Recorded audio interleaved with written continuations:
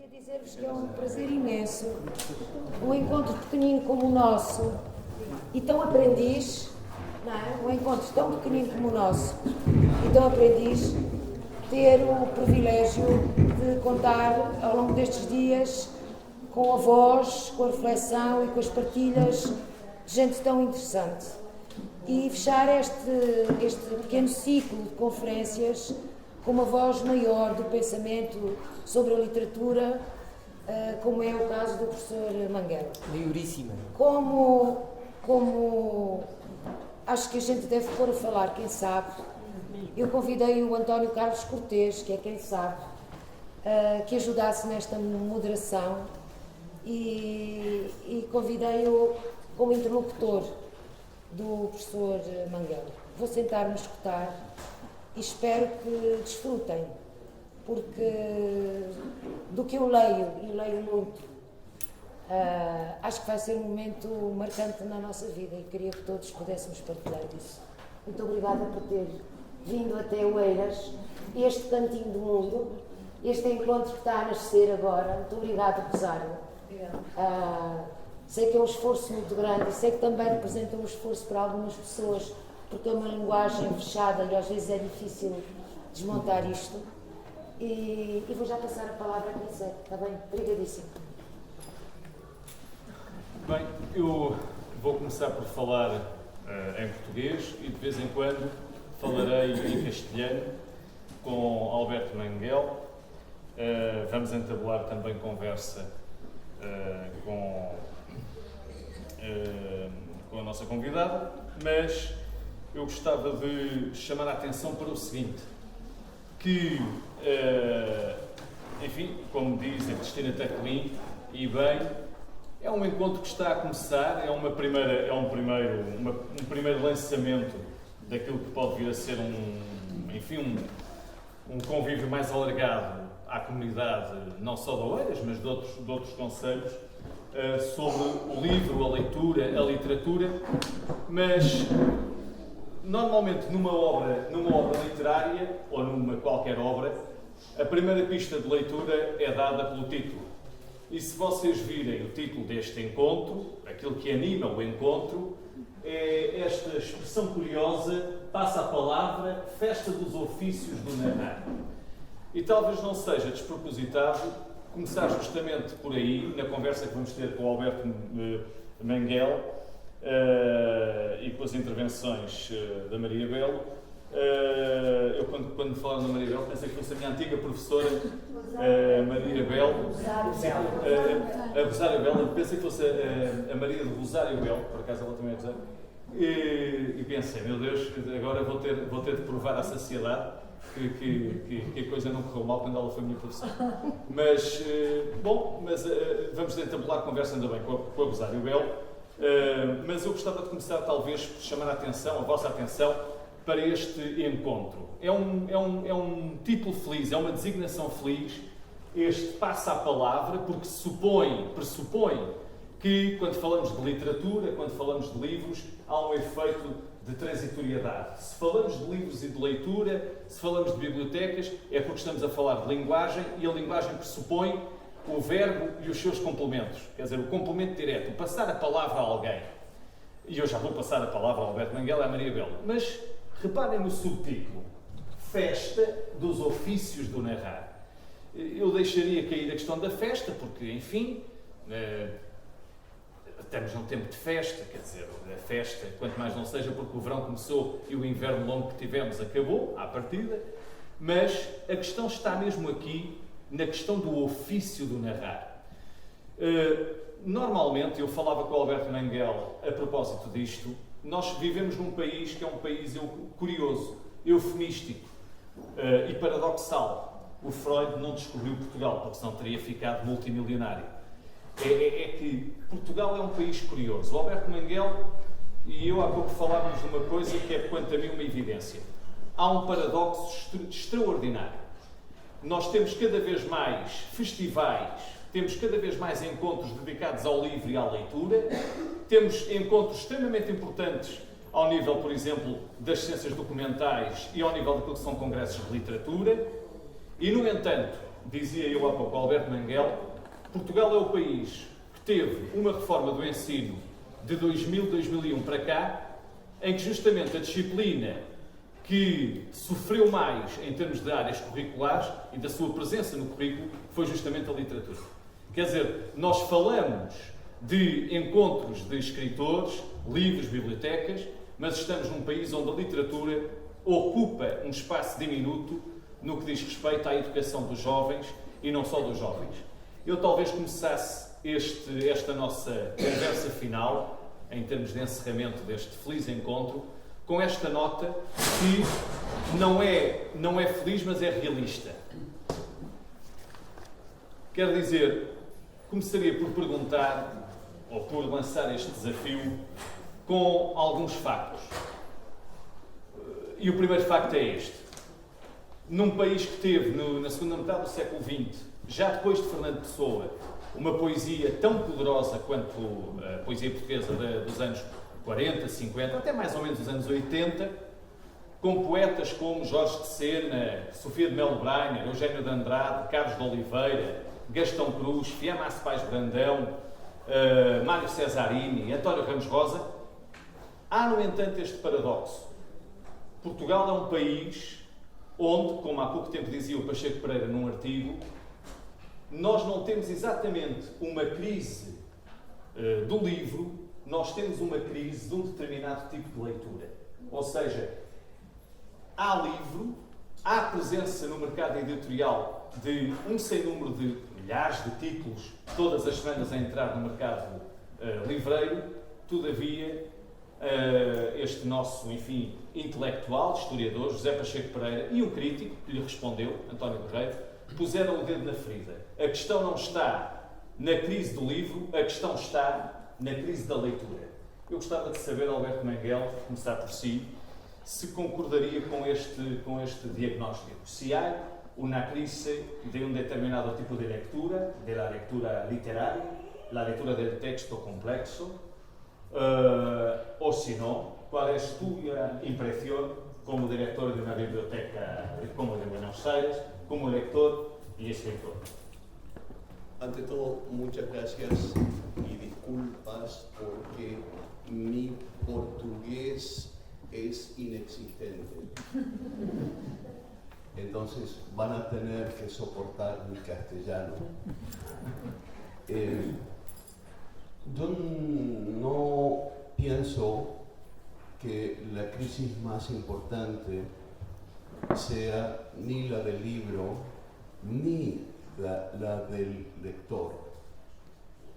La crisis que estamos sufriendo es de la palabra. Desde que empezamos a narrar hace quizás 9.000 años,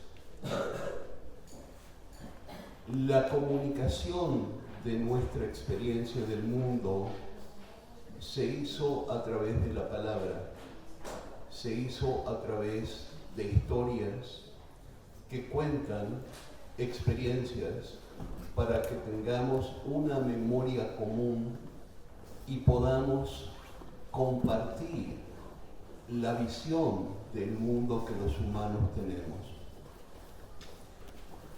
Cuando inventamos la escritura hace 5.000 años, la inventamos para hacer un ejercicio de contabilidad, un ejercicio económico, porque la escritura fue inventada no por poetas, lo siento, sino por alguna persona que quiso asentar una transacción comercial. Decir que se vendieron 10 cabras o 10 ovejas, y ese documento permite asentar esa transacción comercial. Desde entonces hemos tomado ese instrumento de la escritura para permitir compartir la experiencia de las palabras sin la presencia necesaria del contador, de la persona que narra, y a través del tiempo y del espacio. Ahora muy bien, desde hace 5.000 años, por lo menos, seguramente antes, hemos atravesado situaciones suicidas. Hemos atravesado muchos momentos en los que la especie humana se puso al borde del precipicio. Seguramente Freud nos dirá que es el impulso del tánatos, el impulso de la muerte, pero yo creo que quizás sea el combate entre el amor a la violencia, el amor a la muerte y el amor a la vida, el amor a la palabra. Hemos pasado por muchas de esas crisis suicidarias, pero siempre hemos salido de esas crisis a través de la palabra, a través de un diálogo que vuelve a hacerse después de la decadencia del Imperio Romano, después de la Inquisición, después de la Segunda Guerra Mundial, por supuesto, y así sucesivamente. Pero nunca, hasta ahora, hemos tenido una tal falta de fe en la palabra. Nunca hasta ahora, ayudado por la tecnología electrónica, que no es la culpa de ese instrumento, ese impulso suicidario de la sociedad se ha arraigado a través de la negación de la palabra. Los tweets de Trump son ejemplares para indicar esa falta de confianza en la palabra. ¿Qué tiene más poder hoy? Una narración magnífica, fuerte, conmovedora, un ensayo, un poema o un tuit rabioso. Naturalmente el tuit rabioso. Eventos como este me parecen formidables, me parecen muy importantes, pero lo siento, voy a decirles algo crítico. Es para los convencidos. Son eventos que ocurren entre los que ya son conversos. Necesitamos crear instrumentos para incorporar a los otros ciudadanos a la palabra. No solo los jóvenes, siempre decimos que los jóvenes no leen y demás, no. Los adultos tampoco se interesan por la palabra, no tienen confianza en la palabra. Entonces, ¿cómo hacer para que en estos momentos trágicos en los que está atravesando el mundo, yo el otro día estaba hablando con amigos de este viraje hacia la extrema derecha del mundo, ¿no? Trump, Corea del Norte, China, Rusia, en Europa, Hungría, por supuesto, ahora Italia, pero yo decía, bueno, el Canadá está a salvo y la provincia de Ontario cae en manos de un loco furioso que apoya a Trump. Entonces, no hay ningún lugar de refugio. Tenemos que volver a recuperar el poder de la palabra porque es lo único que puede salvarnos. Y entonces, ustedes, como narradores, como pasadores de la palabra, tienen que encontrar alguna manera de convencer a los otros, porque son los otros, es una diferencia de casi de especie, los que no tienen confianza en las palabras y los que sí. Y tienen que traerlos a las palabras. No sé cómo podemos hacerlo, pero tenemos que intentarlo, porque si no, no hay salvación. Siento que ser tan pesimista. No, yo creo que eres un realista, porque la cuestión entonces, Alberto, es que Ayer hablamos aquí de la importancia de la escuela, de la universidad, pero particularmente de la escuela. ¿No te parece a ti que esa es la solución? Pero que hay un problema, es que, por ejemplo, en Portugal, y por supuesto en otros países, la clase de los profesores están hoy esmagados por un sistema burocrático, un sistema tecnocrático que impide el acceso al libro, a la palabra, a la poesía, e incluso hay políticas educativas que invitan lo ordenador, lo computador para la clase. Sí, el problema, no confundamos el problema con los instrumentos que usamos para asentar el problema. El problema no es el computador, no es la tecnología electrónica. El problema es una parte de un problema social enorme. Es un problema de una sociedad de consumo. Una sociedad de consumo no puede funcionar con ciudadanos que creen en la palabra. Entonces, esa sociedad de consumo tiene que crear consumidores. Y nosotros hemos convertido nuestros sistemas educativos, la escuela, el colegio secundario, la universidad, en lugares de entrenamiento para las fábricas y para las oficinas.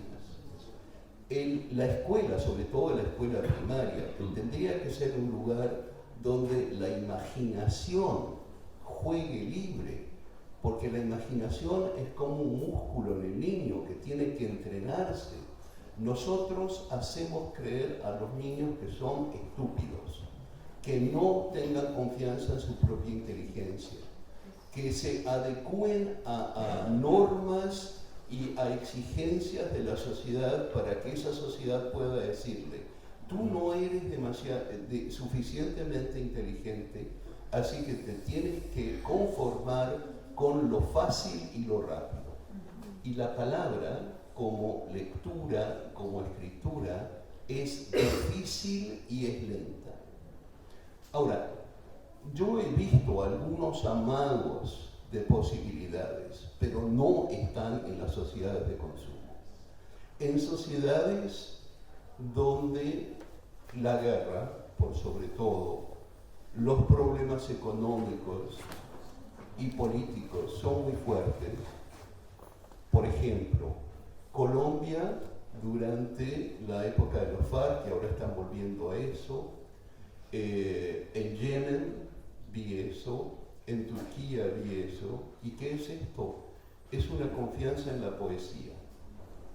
Es una cosa extraordinaria en lugares, eso también lo vi en Argelia, donde la sociedad enmarcada por esos problemas económicos, políticos que están, donde los intereses creados están convirtiendo a los ciudadanos en esclavos, la gente se reúne y se empiezan a recitar poesía, se empiezan a cantar canciones, se empieza a tener una confianza de nuevo en la palabra, y esa palabra se convierte en algo vital. Mire, un amigo mío que era periodista canadiense, era de una familia iraquí muy conocida que salió al exilio. Uno de los hermanos era poeta iraquí. Él fue a Irak durante la guerra de Irak y cayó en manos de unos guerrilleros que querían llevarlo. Y entonces, cuando dijo su nombre, esos guerrilleros reconocieron el nombre del poeta. Y entonces le preguntaron si verdaderamente era el hermano que le recitase un poema. Y él le recitó un poema y ellos hicieron coro a ese poema. No quiero ser inocentemente optimista, pero esas cosas todavía existen. George Steiner cuenta que durante la época fuerte, antes de la supuesta liberación del intelecto en Rusia, a Solzhenitsyn se le permitió asistir a un congreso de escritores. Y entonces por primera vez tenía la palabra. Y entonces subió al escenario y a 5.000 personas esperando qué es lo que iba a decir ese escritor tan perseguido y censurado. Y Solzhenitsyn se subió al estrado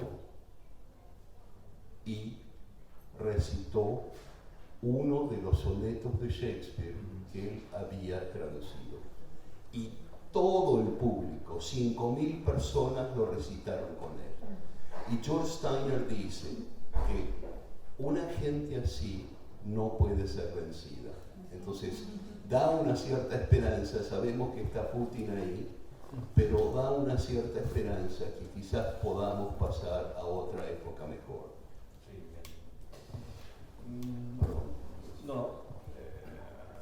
Pues voy a hablar un poquito más de castellano, pero conozco una persona de la psicanálisis, y esto que Alberto Manguel está hablando con nosotros, de esta idea de que hay un impulso vital y un impulso mortal,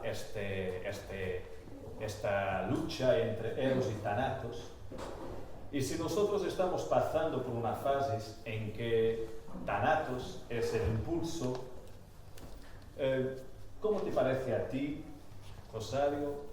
¿Es posible decir que el apagamiento de la palabra, la crisis de la creencia en la palabra, tiene alguna cosa que ver con una especie de inconsciente colectivo en que la humanidad se está acercando de un fascinio sobre la muerte, o no? No es una cuestión que podríamos estudiar a través de esta energía colectiva del fascinio de la muerte, el fascinio de la violencia y, por supuesto, la menorización de la palabra.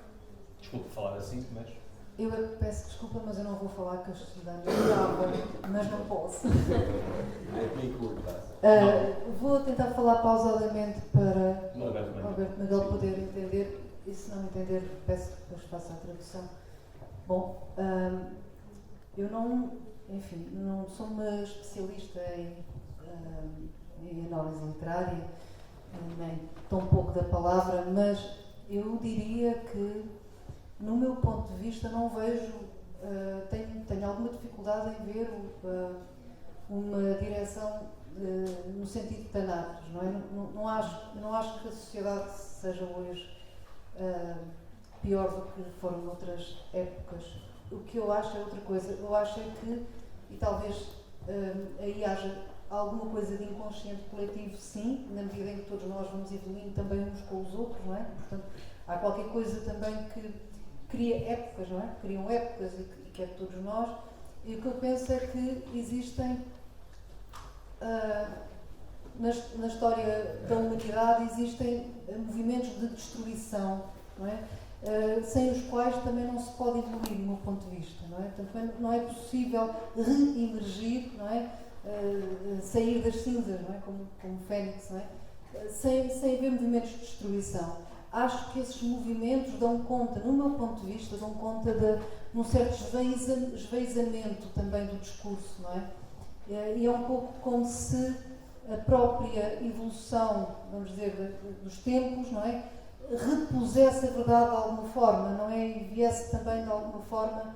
Eu acho que o ser humano rejeita o que não lhe interessa, não é? Portanto, quando o discurso começa a ficar muito vazio, é necessário destruí-lo para que se possa reencontrar na experiência algo que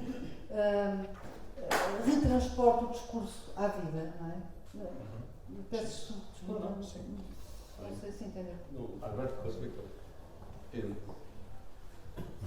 Estoy de acuerdo, pero yo creo que hoy no estamos en esa situación. Voy a usar una narración literaria porque estamos entre cuentistas. Cuando Penélope destruye lo que ella teje durante el día, lo destruye por la noche, para demorar el momento de tomar la decisión. Es un proceso narrativo, es un proceso poético de demorar la última página. Es el sistema de Scheherazade, de contar para sobrevivir. Mientras está la palabra, no se muere. Ahora, eso puede funcionar contra el impulso de Thanatos solo si la palabra tiene peso. Durante el nazismo, los escritores que sobrevivieron, los escritores que se exilaron, todos continuaron con la palabra y continuaron con la palabra contra la deformación de la palabra de los nazis. El diario de Viktor Klemperer, que ustedes conocen, el lingüista que se queda en Berlín y hace la crónica de la degeneración del lenguaje, es una forma de sostenerlo al lenguaje, sostener la palabra, que no desaparezca. En Argentina, durante la dictadura militar, sucedió lo mismo. Los militares, no conscientemente, porque no eran suficientemente inteligentes para eso, pero era una consecuencia, degeneraron la palabra. Entonces, por ejemplo, a finales de los años 70, en Argentina, cuando uno decía, este es un hombre honesto, quería decir, este es un tonto. Esa palabra cambió de sentido, y ni hablemos de desaparecidos. Pero la palabra, a pesar de que la deformaban, a pesar que la denigraban, seguía teniendo peso. Hoy no tiene peso. Hay escritores que están escribiendo contra ese impulso, esta ola fascista que invade el mundo, pero no tiene peso, no lo leen. El New York Times diariamente usa una lista de las mentiras de Trump. No importa, porque la fuerza del instrumento de Trump es dejar de lado el argumento. Cuando hay un argumento, podemos entablar una discusión entre Eros y Tánatos, pero si ignoramos la existencia de Eros, no hay diálogo, queda solo Tánatos. Y yo estoy convencido, y tenemos personajes literarios que son el reflejo de eso, que personajes como Trump quieren la muerte. Hay un cuento de Borges muy famoso, se llama Deutsches Requiem, donde un nazi explica al final de la guerra que Hitler quiere ser vencido, es decir, que lo que importa es la muerte. El grito que escucha Unamuno cuando decide abandonar la universidad es ¡viva la muerte! Eso es lo que estamos escuchando hoy.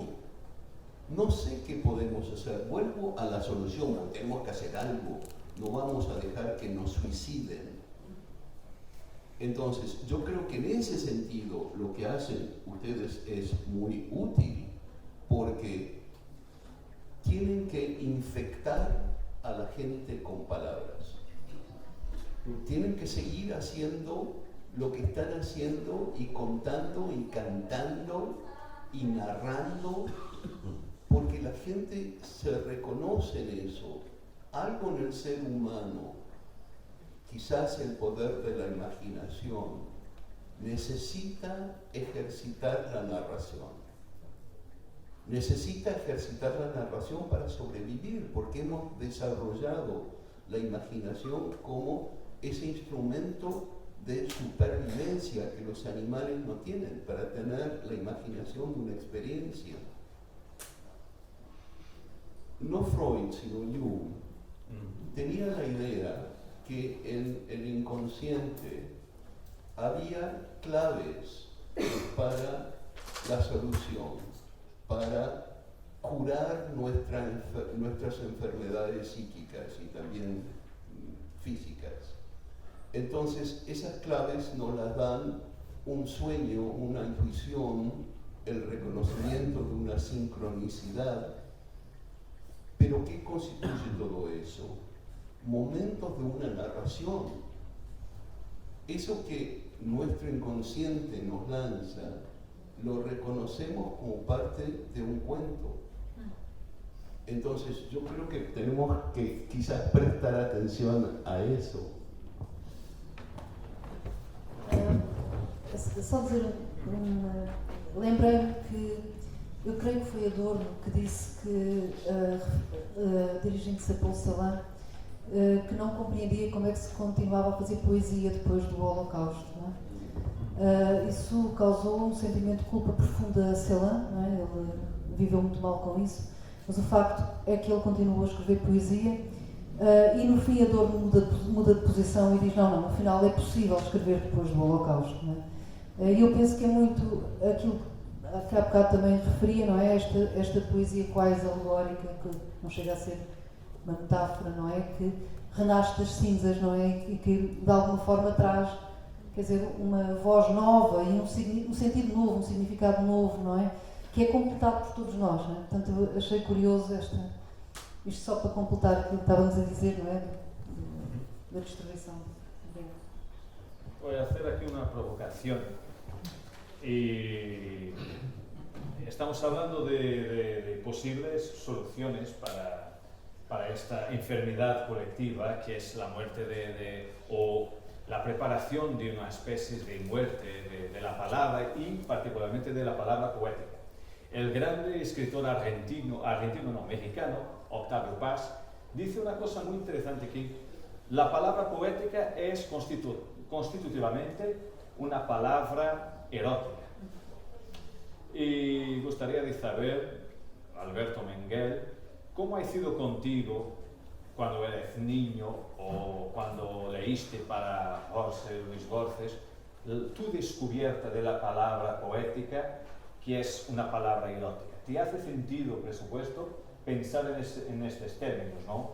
Que la muerte de la palabra poética es la muerte de la palabra erótica? Y lo que tenemos hoy en nuestra sociedad no es tanto la palabra poética, tampoco la palabra poética, tampoco la palabra erótica, pero una palabra pornográfica. ¿Te hace sentido? Yo creo que lo que hay es la ausencia de la palabra, ni siquiera pornográfica, porque... ¿No te parece? No. Que hay mucho ruido y muchas palabras, Bueno, un exceso. Pero la pornografía no es necesariamente exceso, es la obviedad, pero Sí, no el obviedad, exceso. sí. Para contestar a tu pregunta, primero empiezo con la referencia a un texto que me gusta mucho.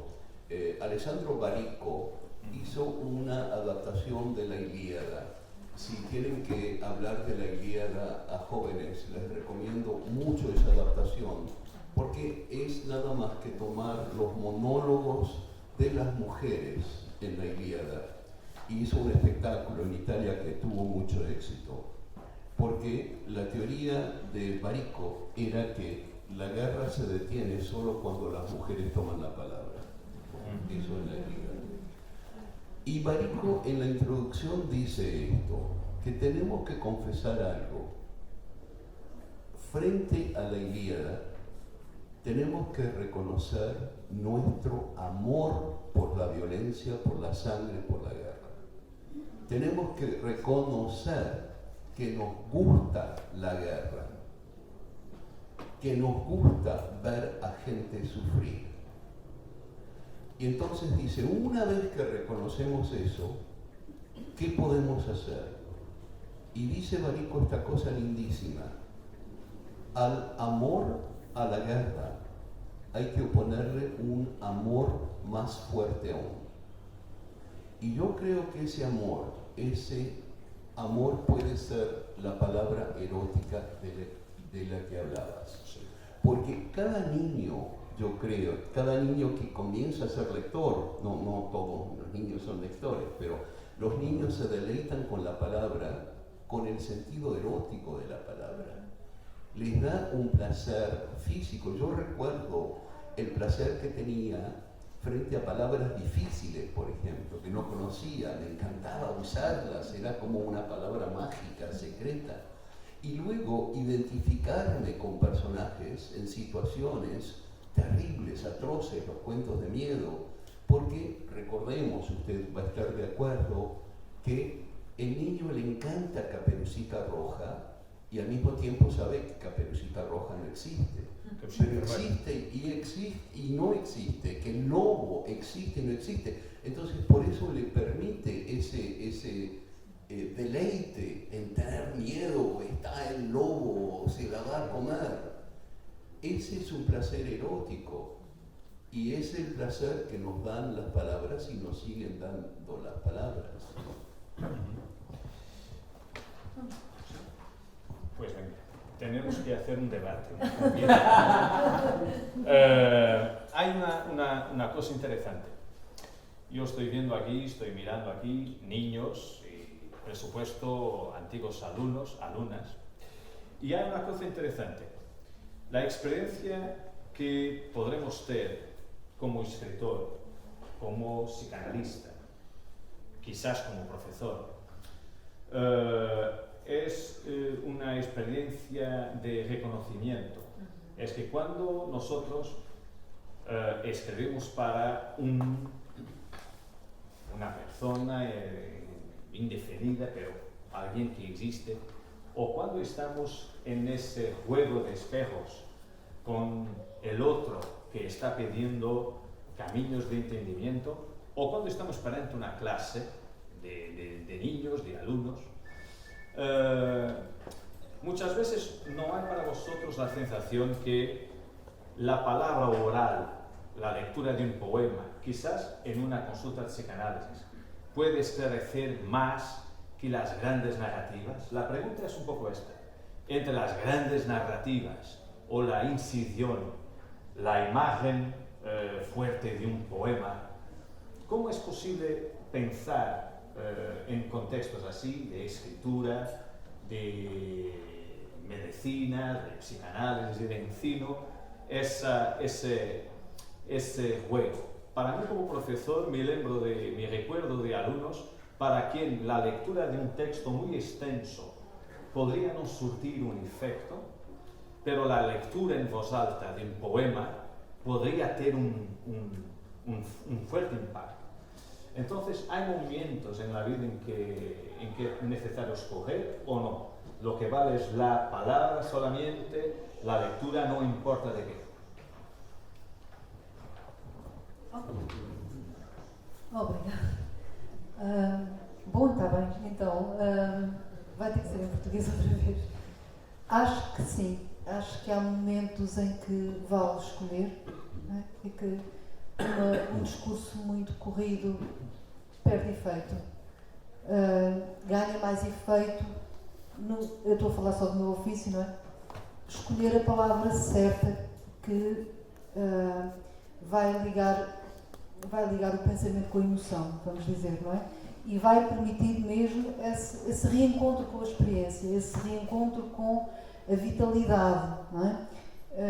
Eu creio que muitas palavras ditas apenas racionalmente não são úteis, ao menos na minha profissão não são úteis, não é?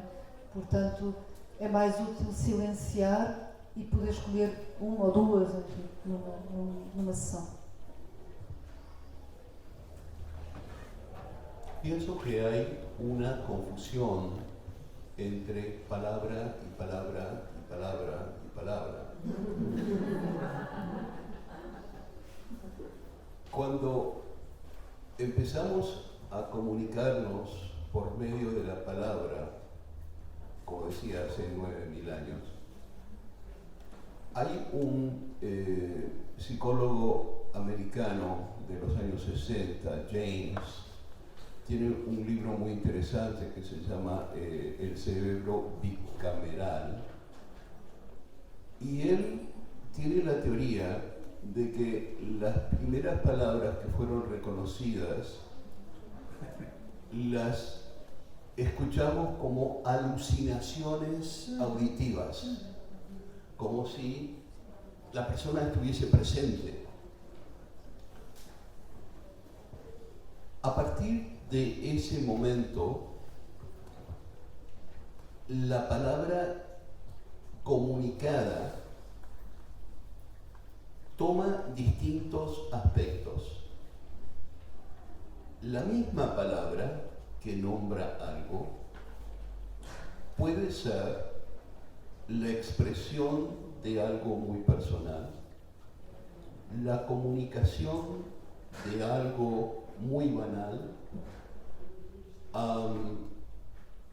una palabra pública, una palabra privada, una palabra familiar, una palabra amorosa y una palabra literaria. Y no son la misma cosa. La palabra literaria, para ir a tu pregunta, es una palabra deliberadamente artificial. Es una expresión que tomamos de acuerdo a una gramática consciente en una estructura narrativa consciente. El cerebro humano tiene caminos neurológicos que se adaptan a una secuencia temporal y espacial, que es puramente humana, no está en el universo. Los astrofísicos nos dicen, bueno, que hay 11 dimensiones, que hay un tiempo-espacio, pero no hay un arriba, un abajo, una izquierda-derecha, un pasado, presente y futuro. Todo eso está en el cerebro humano porque pensamos de esa manera y no podemos no pensar de esa manera. Cuando Hawking, el gran astrofísico, dijo que hablaba de una teoría del universo, decía que la podía enunciar pero no la podía concebir, porque el cerebro humano no puede concebir fuera de esas estructuras. Y cuando conscientemente construimos una narración, adaptamos esa narración a esa estructura de secuencia, con un comienzo, un medio, un final. Ahora bien,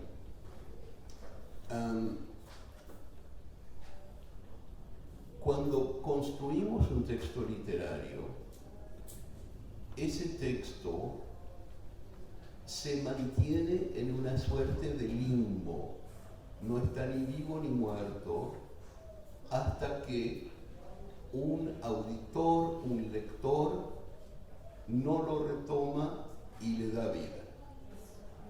Pero no hacemos eso con todo texto.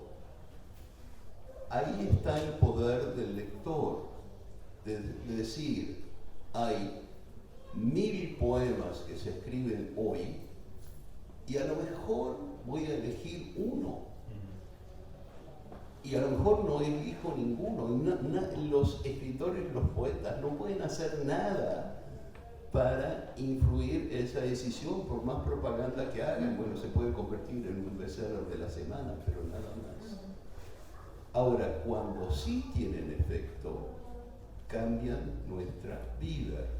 El célebre soneto de Rilke al busto arcaico de Apolo, donde cada detalle, pero cada detalle, no el conjunto, cada detalle le dice a usted, tienes que cambiar tu vida. Entonces, hay un momento en que esa magia se hace y tenemos que tratar de hacerla más frecuentemente. Voy a contar una historia, ¿puedo? Pues, venga. Estamos para eso. Estamos para eso. La historia pasa por la poesía. La conté ayer, pero la voy a contar otra vez. Porque es un poema que muchas veces digo a los alumnos y otras veces ese poema pues, puede precipitar otros poemas.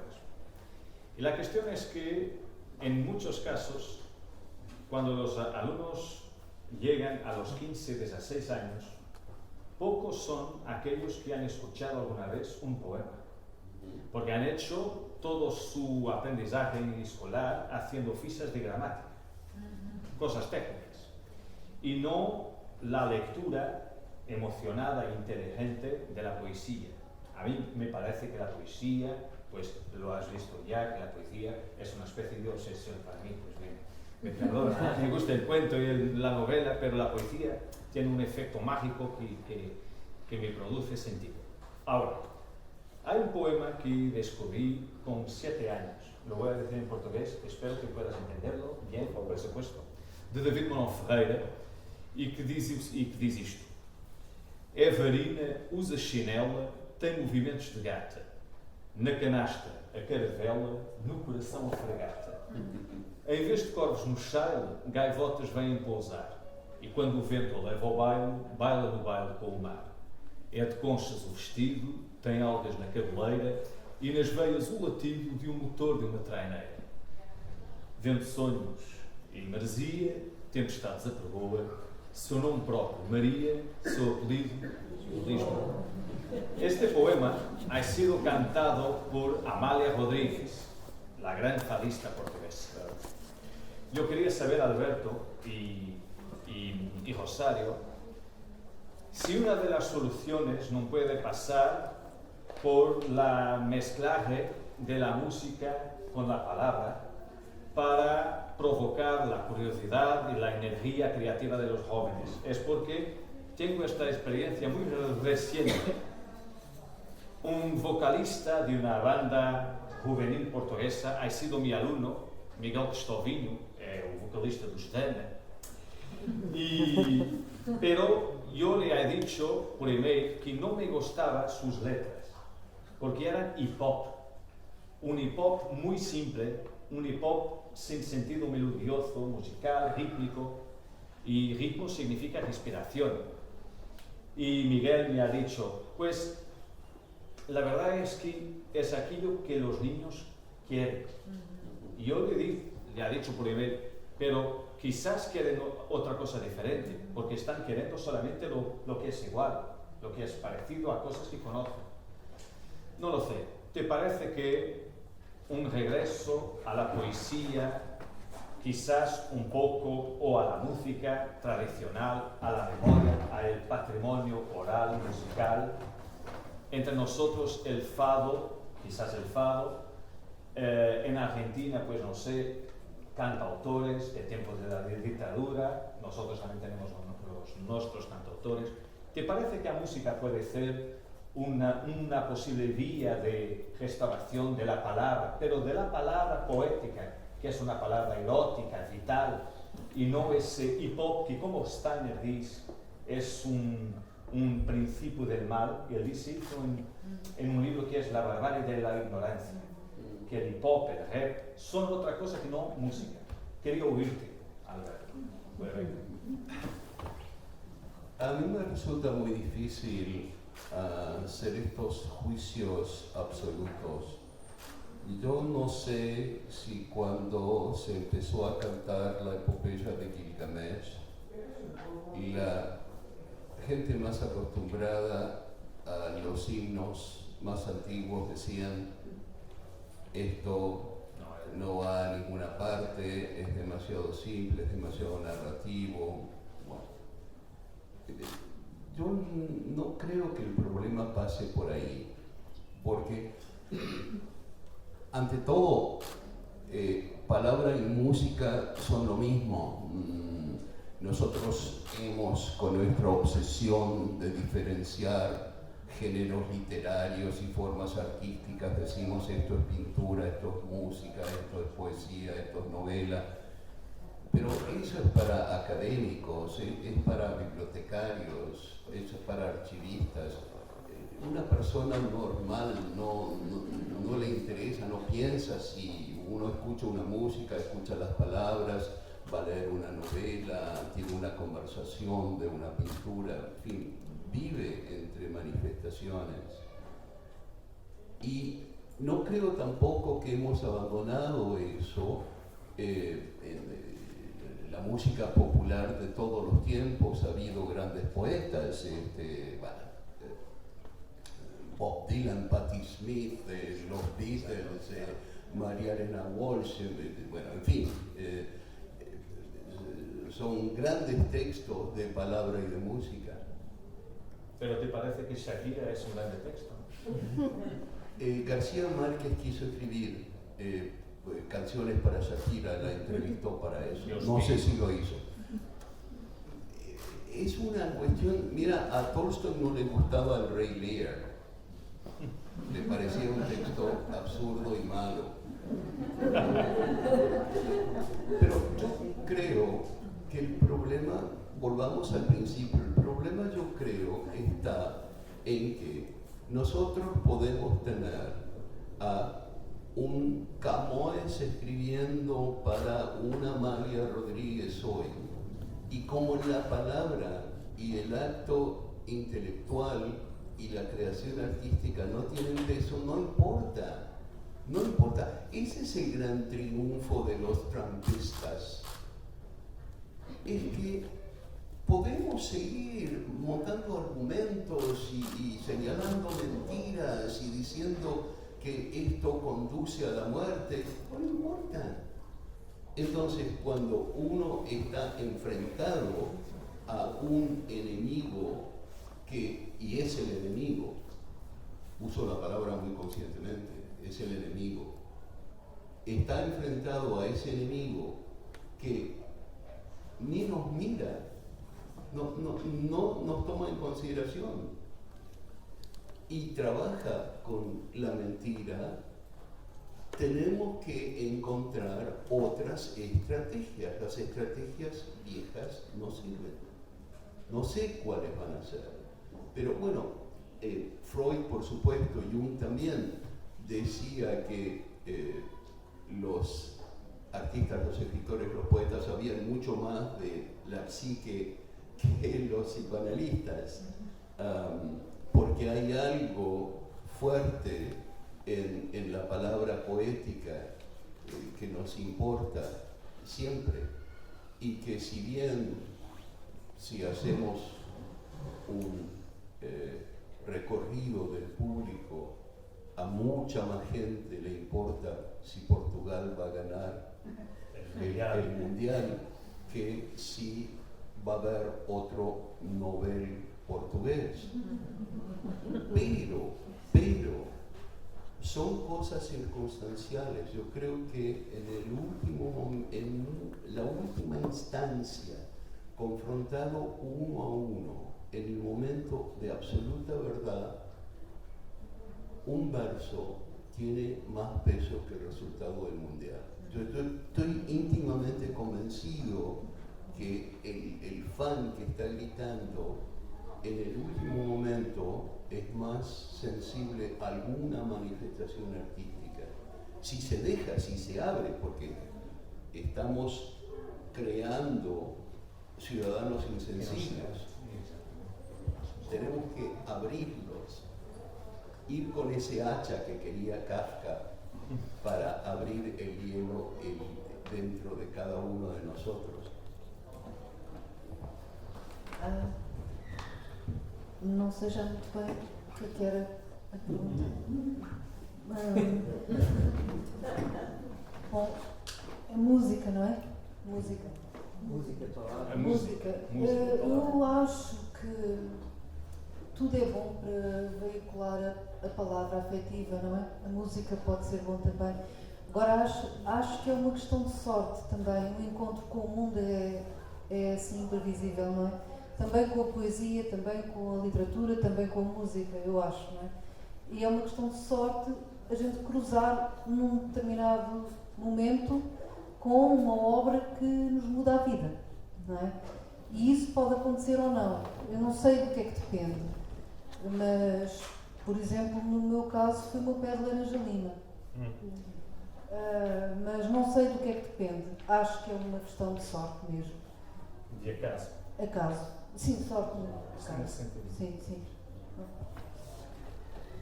Agrego una cosa, ya que estamos en el área del psicoanálisis. Melanie Klein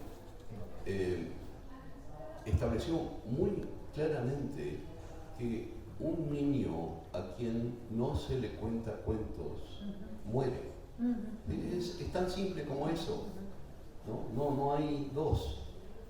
Y es un experimento que se había hecho. Federico II trató de ver cuál era la lengua primera de la humanidad y hizo que a niños recién nacidos no se les hablase para ver cuáles eran las primeras palabras. Los niños murieron. Necesitamos la palabra, pero no de una forma metafórica, de una forma vital. Agua, alimento, palabra. Eu não sei, em termos de tempo, julgo que termos ainda mais algum tempo, não é? Estou a dizer isto porque queria abrir agora a conversa um bocadinho ao público, sem termos de sair daqui à meia-noite, quer dizer, não sei. Portanto, se alguém da organização depois me puder dizer, eu agradeço. Agora, Alberto, nós estamos a receber-te aqui com muita honra, com muito carinho, com muito respeito. Eu gostava agora de alargar esta conversa a uma questão central na tua vida, que é a questão da biblioteca. O Alberto Menguel, como sabem, tem diversos livros traduzidos em Portugal, uma história da leitura, e depois, já na tinta da China, tem 3 títulos, eu vou dizer-vos 2, o Embalando a Minha Biblioteca e a Biblioteca à Noite. Enfim, Alberto, tu dizes uma coisa curiosa, é que tens uma relação, quer dizer, a tua biblioteca privada define muito do que tu és, mas tens uma relação difícil com as bibliotecas públicas. Explica-nos lá essa aparente contradição. Para mí las bibliotecas públicas son el corazón de cualquier sociedad del libro. Desgraciadamente, vuelvo a la sociedad de consumo, hemos desplazado ese símbolo central de la biblioteca y lo hemos reemplazado con el banco. Esa institución financiera reemplaza la institución intelectual. Pero sigue siendo absolutamente necesaria. Una biblioteca en una sociedad del libro es la memoria de esa sociedad y es también su identidad, aún para la gente que no lo usa. Ahora ya, yo tengo una relación erótica con los libros. Me llevo los libros a la cama. Afortunadamente, la literatura no exige que seamos monógamos. Puedo ser totalmente y libremente polígamo. Entonces, en una biblioteca pública, donde yo no me puedo llevar el libro a la cama, donde yo no puedo escribir en los libros, donde yo no puedo usarlos como si fuesen míos, me siento incómodo, siento que no puedo trabajar libremente. Entonces, me encantan las bibliotecas públicas y son la primera cosa que voy a ver en una ciudad nueva, pero no puedo trabajar cómodamente allí. A pergunta não foi para mim, mas eu estou inteiramente de acordo. Es una conversación. Não, sim, mas eu estou de acordo. Os livros para mim também têm que ser usados, escravinhados, dobrados, essas coisas todas. Portanto, assim como eu acho que a palavra tem que ser usada, não é? Pronto. Uma última provocação. Então, Alberto, te voy a contar una historia. Me siento sobre tu falda. Sí, claro. Y entonces la historia es esta. Es que nosotros hablamos de bibliotecas privadas y bibliotecas públicas. En Portugal nosotros hemos hecho una revolución en el mundo del libro y de la biblioteca con la creación de la red de bibliotecas públicas en 1986. Lo que pasó, entre tanto, es que en los últimos 10 a 15 años, en las bibliotecas públicas, el computador entró y yo, como consultor del Plano Nacional de Lectura, tuve acceso a estadísticas en que se puede ver claramente que el aparecimiento del computador en la biblioteca es proporcional a la desida de la lectura del libro. Podemos contestar, podemos ser conniventes con una cosa curiosa. Heidegger decía que la técnica es el principio de la muerte de la palabra poética en aquel libro Lingua técnica y lingua de tradición. ¿No te parece que un niño, si pueda ir a jugar un juego de computador en una biblioteca pública, no va a frecuentar el libro porque tampoco conoce títulos, libros y tiene memoria de la palabra escrita? Es que en Portugal, te digo, en muchas escuelas los niños no están yendo a la biblioteca escolar y tampoco van a la biblioteca, por ejemplo, de las Galveias, que es una biblioteca pública en Lisboa. Y si hablas de computadores, en la biblioteca rápidamente van, pero de libros no. Yo creo que este es uno de esos casos donde nosotros creamos la respuesta en la pregunta.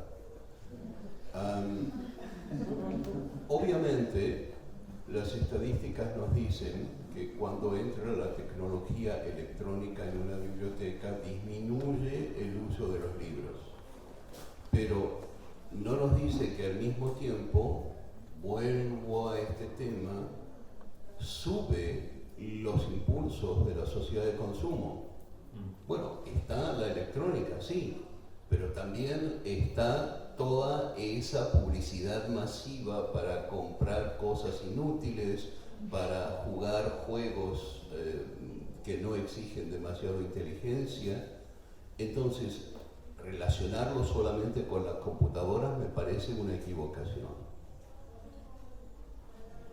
Todos estos problemas artísticos, poéticos, de aprendizaje, de enseñanza, de lectura, no son problemas aislados. Nosotros vivimos en una sociedad muy compleja, donde todo está conectado. Y si sube el precio del petróleo, baja el consumo de libros. Es una constelación que no podemos resumirla en una fórmula fácil. Nos brinda una excusa para decir, bueno, es así, entonces los niños usan los libros menos. Pero, ¿qué hacemos para enseñarles a los niños a usar libros? Miren, voy a contarles una anécdota breve. Hace unos 20 años, mi hijo, que tiene ahora 35, se va a casar. Pero hace 20 años, a los 15 años, era un fan de los juegos video. Y entonces un día me dice si yo quiero ir con él a el salón de juegos video. Y yo le digo, bueno, vamos. Y entonces hay que comprar una entrada, le pregunto. No, la entrada es gratis. Ah, ¿y tengo que hacer una cola para el juego video? ¿O tengo que sacar un número? ¿Tengo que poner monedas?